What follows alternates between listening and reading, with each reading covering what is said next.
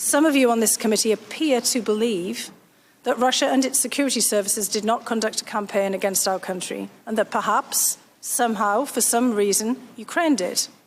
This is a fictional narrative that has been perpetrated and propagated by the Russian security services themselves. And as I told the committee last month, I refuse to be part of an effort to legitimise an alternate narrative that the Ukrainian government is a US adversary and that Ukraine, not Russia, attacked us in 2016. These fictions are harmful even if they are deployed for purely domestic political purposes. In the course of this investigation, I would ask that you please not promote politically driven falsehoods that so clearly advance Russian interests. Dr. Fiona Hill testifying yesterday, and those words then being, burned into our history of what it's like to be alive as an American citizen at this time in our country's history. Her words, bold in all caps on the front pages of newspapers in red states and blue states and everywhere in between. Well, now, in the wake of that testimony from Fiona Hill and the weight with which it landed, now we've got a remarkable advance on this story from the New York Times, from reporters Julian Barnes and Matthew Rosenberg at the Times. As dramatically as it landed for somebody with the gravitas and credibility of Fiona Hill to issue this warning yesterday, right? Her telling Republican members of the impeachment committee, stop spreading this disinformation that it was Ukraine that attacked our election in 2016. And don't try to rope me into it if you're going to do that. It's a falsehood created by the Russian security services. They are promoting that to hurt our country. Do not do that. I mean, it's one thing to get that warning, that dramatic warning from Fiona Hill. But now today in this New York Times scoop, now we know that it's the conclusion of U.S. intelligence agencies that alternate theory that Ukraine is the entity that attacked us in 2016. It is the conclusion of U.S. intelligence agencies that is a Russian disinformation campaign. But also, crucially, that U.S. intelligence agencies have briefed U.S. senators about it. They have provided classified briefings specifically on this to U.S. senators, letting U.S. senators know that when you hear this whole thing about Ukraine meddling in our elections, that is a Russian op. That is something that is, in Fiona Hill's words, perpetrated and promulgated by the Russian security services to hurt the United States and help Russia. This is the headline in the Times tonight. Charges of Ukrainian meddling, a Russian operation, says U.S. intelligence. Quote, American intelligence officials informed senators and their aides in recent weeks that Russia has engaged in a years-long campaign to essentially frame Ukraine as responsible for Moscow's own hacking of the 2016 election. That classified briefing came as Republicans stepped up their defenses of President Trump in the Ukraine affair. Republicans have sought for weeks amid the impeachment inquiry to shift attention to President Trump's demands that Ukraine investigate any 2016 election meddling, defending that as a legitimate concern. That Republican defense of Mr. Trump became essential to the impeachment proceedings when Fiona Hill, respected Russia scholar and former senior White House official, added a hard critique of it at her testimony on Thursday. She told some of Mr. Trump's fiercest defenders in Congress that they were repeating a, quote, fictional narrative, and that it likely came from a disinformation campaign from Russian security services, which themselves propagated it. Quote, the revelations demonstrate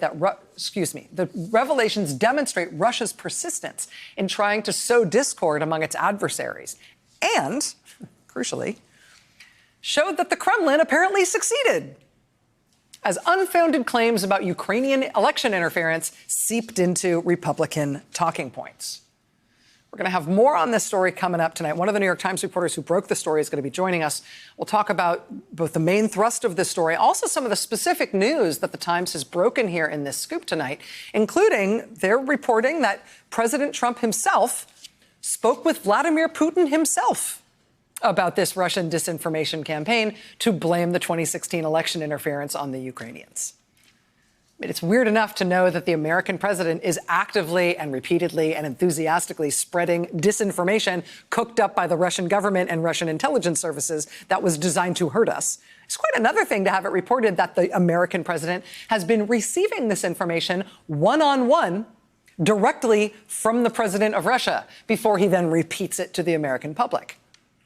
So we'll have reporter Julian Barnes here in just a moment to talk about that new reporting and more. But this, I mean, the overall claim here is eye-popping stuff, right? I mean, that's literally the phrase used by veteran national security reporter David Ignatius at the Washington Post, the Times competitor, right? Ignatius reacting tonight to this scoop at a competing paper by saying, quote, eye-popping story from the New York Times. It says, in essence, that Trump and his GOP allies have been caught in a Russian intelligence deception in their 2016 conspiracy allegations about Ukraine. What's interesting and important now, though, I think, is the question of whether Trump and his GOP allies really were caught in a Russian intelligence deception unwittingly, right? Were they caught up in something that they didn't understand? I mean, clearly they have been promoting this conspiracy theory that Russia didn't interfere, Ukraine did. They've been promoting this as something that they believe benefits them politically. I think they also just kind of like the sound of it in terms of what it means about the Trump presidency, right? But I mean, if they're only unwittingly caught up in this, they're only unwittingly promulgating this theory without knowing that this is actually a Russian intelligence operation that they're helping, it's like an oops, right? Oops. No idea. This idea that I've been promoting is actually a disinformation op invented by Russian intelligence and promoted by them to advance the Kremlin's interests at our expense. I mean, it could be an oops, right? Maybe. I mean, even if you're being very generous to the president and his supporters, it's hard to believe that the president and his supporters and the conservative media, they really are totally unwitting in terms of how much they've been helping out Russian intelligence with this operation. Every time they get on TV or get up in a congressional hearing room and say it was Ukraine that really meddled in the 2016 election. I mean, there's been these warnings, right? That this walks like a Russian op and talks like a Russian op. It smells like a Russian op. I mean, these warnings have been blaring for a long time. Did they really just not notice the warnings, not believe them? I mean, yes, it was Fiona Hill's testimony, emphatically, that we saw echoed in newspaper headlines across the country today. But it wasn't just Fiona Hill's testimony. We heard essentially the same warning from Ambassador Marie Yovanovitch as well.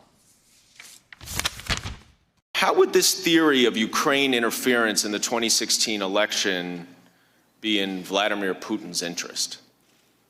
Well, I mean, President Putin must have been aware that there were concerns in the U.S. about Russian meddling in the 2016 elections and what the potential was for Russian meddling in the future. You know, classic for an intelligence officer to try to throw off the scent and, you know, create an alternative narrative that maybe might get picked up and get some credence. An alternative narrative that would absolve his own wrongdoing? Yeah. Yeah.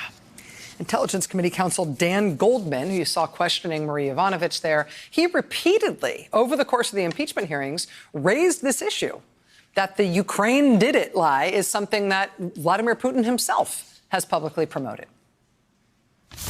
Colonel Vindman, were you aware of a theory that Ukraine had intervened or interfered in the 2016 U.S. election? I was. Are you aware of any credible evidence to support this theory? I am not. Are you also aware that Vladimir Putin had promoted this theory of Ukrainian interference in the 2016 election? I am well aware of that fact. Ambassador Yovanovitch, are you aware that in February of 2017, Vladimir Putin himself promoted this theory of Ukrainian interference in the 2016 election?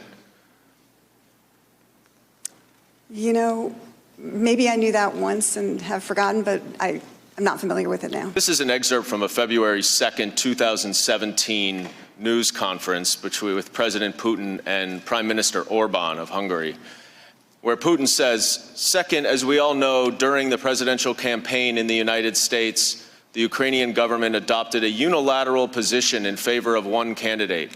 More than that, certain oligarchs, certainly with the approval of the political leadership, funded this candidate, or female candidate, to be more precise. Mr. Holmes, you spent 3 years as well in the U.S. Embassy in Russia. Why would it be to Vladimir Putin's advantage to promote this theory of Ukraine interference? First of all, to deflect from the allegations of Russian interference. Second of all, to drive a wedge between the United States and Ukraine, which Russia wants to essentially get back into its sphere of influence. So at these open hearings, we had this dramatic warning from Fiona Hill that makes headlines nationwide, right? She's warning Congress, particularly warning the Republicans on the impeachment committee. This theory that Ukraine is the real entity that interfered in our 2016 election, that theory is not only false, it is a false piece of disinformation that was invented by and is being promoted by Russian intelligence. Don't spread that fake theory. Do not try to rope me into spreading that fake theory. If you do so, you are helping Russia in a campaign that they designed to hurt us. To hurt us. Do you want to hurt the United States and help Russia? If so, keep spreading that. Otherwise, ixnay on the ockingtay about at they, right? We get similar warnings from the top Ukraine expert on Trump's National Security Council and from the top career foreign service officer in the Ukraine embassy under President Trump and from the ambassador to Ukraine who was put there by President Trump. We get the Intelligence Committee Council spelling out over and over again, citing publicly available and checkable information. Hey, you know, Putin is the one who has been spreading this from Moscow as well. In addition to that, if you have been closely watching while this scandal has been unfolding, there's been other signs of this too, right? The FBI interview recently unsealed from Trump's deputy campaign chair, Rick Gates, as he awaits sentencing on felony charges. He told FBI agents in an interview for the Russia investigation that the main person in the Trump campaign who started spreading this falsehood that it was Ukraine that interfered in the 2016 election and not Russia was Paul Manafort, the president's campaign chair, who's now serving a long federal prison term in part for him laundering and not paying taxes on millions of dollars he got from pro-Putin interests in Ukraine. More specifically than that, though, where did Manafort get that theory from? He got it from his longtime associate in Ukraine, a man named Konstantin Kilimnik, who was assessed by the FBI to have active ties to Russian intelligence services. So Russian intelligence services cooked this up. They have every incentive in the world to spread this idea that it was Ukraine, bad Ukraine, that interfered in the 2016 election against Trump, not Russia interfering in the 2016 election to help Trump. Right? They have every incentive in the world to do that. And you can see how they sprinkle it around. It's not just public remarks from Russian President Vladimir Putin and supportive propaganda from Russian state-controlled media outlets that have also been spreading this. You also have people associated with Russian intelligence seeded around in convenient places, like, say, with the campaign chairman for Donald Trump, who's already sort of inclined toward pro-Putin causes. And now, thanks to this New York Times scoop tonight, we've got this characterization of what U.S. intelligence agencies have figured out about that specific Russian disinformation campaign and how the Russians have been running it. Quote, Mr. Putin began publicly pushing false theories of Ukrainian interference in the early months of 2017 to deflect responsibility from Russia. Quote, Russian intelligence operatives deployed a network of agents to blame Ukraine for its own 2016 interference. Starting at least in 2017, the operatives peddled a mixture of now debunked conspiracy theories, along with some established facts, to leave an impression that the government in Kiev, not Moscow, was responsible for the hacking of the Democrats and Moscow's other interference efforts in 2016. Quote, the Russian intelligence officers conveyed the information to prominent Russians and Ukrainians, who then used a range of intermediaries like oligarchs and businessmen and their associates to pass that material to American political figures and even some journalists who were likely unaware of its origin with the Russian security services. Quote, that muddy brew worked its way into American information ecosystems, sloshing around until parts of it reached Mr. Trump. And then here's the kicker, comma, who has also spoken with Mr. Putin about allegations of Ukrainian interference. So again, we'll talk with New York Times reporter more in just a moment about that specific allegation that Trump was, getting this right from the horse's mouth, as it were, while he was also getting it from multiple sources who were kicking it upstairs to him because Russian intelligence designed their disinformation campaign in a way that was designed to do that, right? And this is just a remarkable advance of this story. Right? This thing that we've been wondering about, that national security professionals have been warning everybody to be very careful about, according to this reporting, it has been verified enough by U.S. intelligence agencies that this really is a Russian operation, that we've got this Times story confirming what U.S. intelligence agencies know about how this disinformation operation worked, how Putin's been running it. And, of course, the really big advance here for us Americans in this country and for where we are with impeachment and everything else is the revelation that U.S. intelligence agencies haven't just figured this out. They haven't just concluded this, that the Ukraine interfered in our election thing is a Russian operation. They haven't just figured that out for themselves. They have briefed it in a classified setting to United States senators. So U.S. senators have been told, basically, hey, anytime you hear somebody saying that Ukraine meddled in the 2016 election, that is a Russian disinformation campaign directed by Vladimir Putin. It's a false claim promulgated by Russia to help the Kremlin and hurt the United States. And here's how that campaign works. Here's how we've followed it back to its origins. That's what U.S. intelligence agencies have briefed to U.S. senators. And given that, it kind of like turns your stomach, right? It makes it all the more difficult to hear the president and his defenders in the House impeachment inquiry, just spout this stuff anyway. They turn a blind eye to Ukrainians meddling in our elections. What was the full extent of Ukraine's election meddling against the Trump campaign? In these depositions and hearings, Republicans have cited numerous indications of Ukraine meddling in the 2016 elections to oppose the Trump campaign. What is the full extent of Ukraine's election meddling against the Trump campaign in 2016? You understand that Ukrainian officials were cooperating directly with President Trump's political opponents to undermine his candidacy. President Trump had good reason to be wary of Ukrainian election meddling against his campaign. It is a remarkable thing that the Republican defense of President Trump in this impeachment inquiry is for them to keep trying to advance this theory that it's Ukraine that's the entity that really meddled in the 2016 election, right? The theory that Ukraine is really the entity that meddled in the 2016 election. It's the invention of Russian security services. They invented it and promulgated it to benefit Russia and hurt the United States. So to see the Republicans use that, participate in that effort as their way to defend the U.S. president against impeachment, it's just, like I said, what a time to be alive. There's the top Republican on the Intelligence Committee hammering away, pushing that line for the Kremlin over and over and over again. There's also the top Republican in the House, Kevin McCarthy. He was asked yesterday after Fiona Hill's testimony. She explicitly warns that this Ukraine election interference theory is being perpetrated and promulgated, in her words, by Russian security services. Kevin McCarthy is asked about that warning yesterday from Fiona Hill. He tells CNN's Manu Raju in response, quote, "I think they did," meaning I think Ukraine did meddle in the 2016 elections. And we know, of course, the president himself has continued to advance this theory, including a long call-in interview to a Fox News Channel program this morning. We know, incredibly, that Secretary of State Mike Pompeo has himself advanced this theory from Russian intelligence, that Ukraine is the real entity that meddled in the election. He himself, not that long ago, was the fricking director of the CIA, and here he is helping the Kremlin with its disinformation campaign to hurt the United States and help Russian interests at our expense. But, he's not CIA director anymore, so maybe that's a defense for him. Maybe he doesn't know. Maybe it's a defense for these House Republicans that they don't know, that they're advancing Russian disinformation that's designed to hurt our country.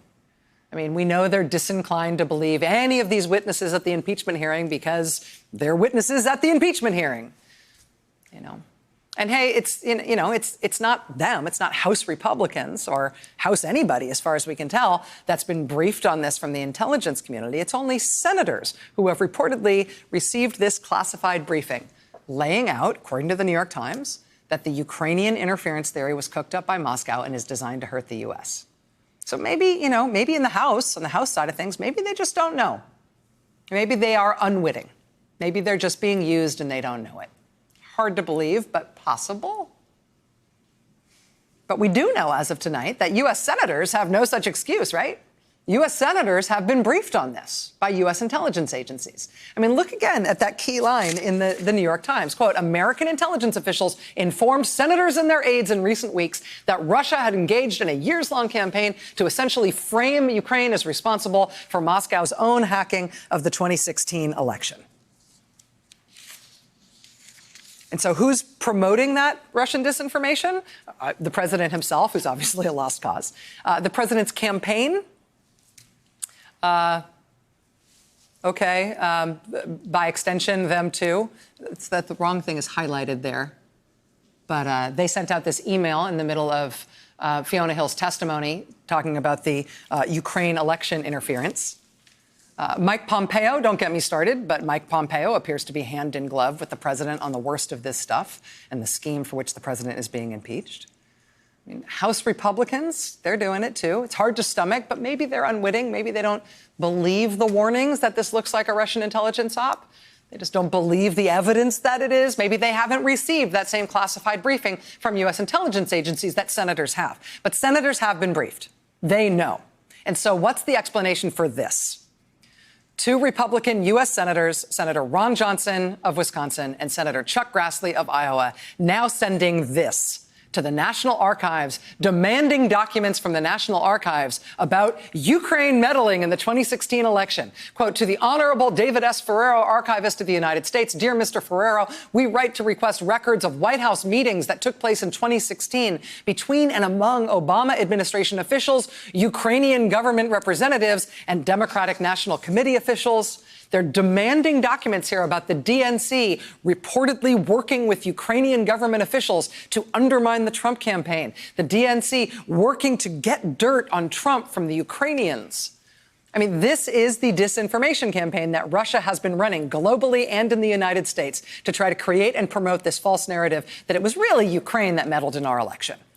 Here they are advancing it with official requests for documents to try to prove this thing.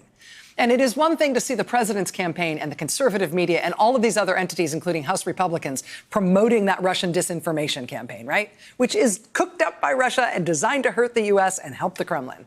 It's one thing, like, you know, at least in their case, you could maybe generously posit that it could be unwitting. But thanks to this new reporting tonight, we know in the case of Senator Ron Johnson and Senator Chuck Grassley, it is not unwitting. They are doing this knowingly, because U.S. senators have received at least one classified briefing on the fact that this is a Russian disinformation campaign cooked up by the Russian security services. And nevertheless, here they are today doing their part to help that Russian disinformation campaign succeed, knowing full well what it is that they are doing and who is the author of this conspiracy theory that they are promoting at America's expense and to the benefit of Vladimir Putin. They know it. What do we do with that? Julian Barnes from the New York Times joins us next. Stay with us.